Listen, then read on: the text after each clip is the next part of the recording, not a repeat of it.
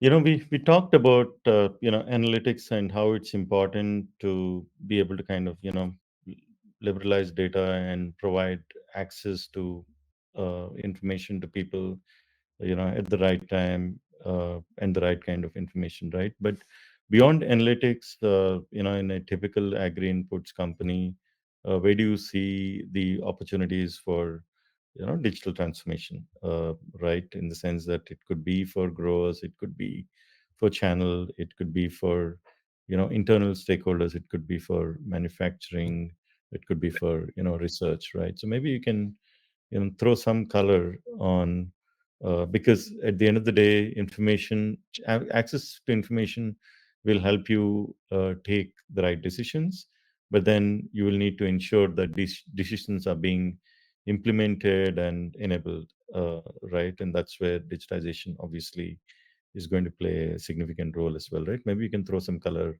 on these other opportunities outside of just analytics, right? Sure. There are two major opportunities that I see today, right? One is internal digitization and digitalization, how we say it, where you improve your internal process and bring in more revenue or grow your company more data driven way.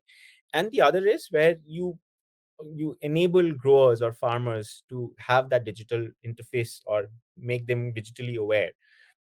It is where you provide them tools to make the right decisions, and it is, as a company, we are focused in terms of giving them that opportunity, right? Making them, helping them make those right decisions. And there are different variations of farmers across the globe. Some are extremely tech savvy, some are not, but majority of it is little averse to technology because unless and until it helps them or aids them doing what they are doing today.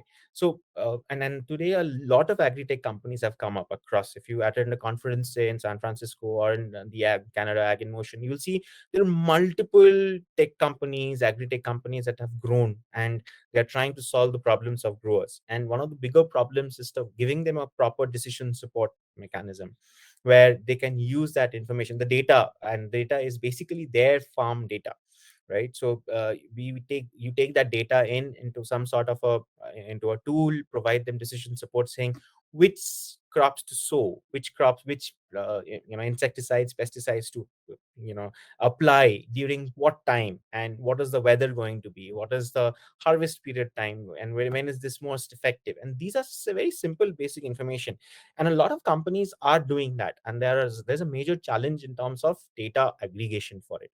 So in a lot of cases where growers have the data of their farms, where they have, like in Europe, they all have a farm management tool that they use, but in India they do not use some of these tools.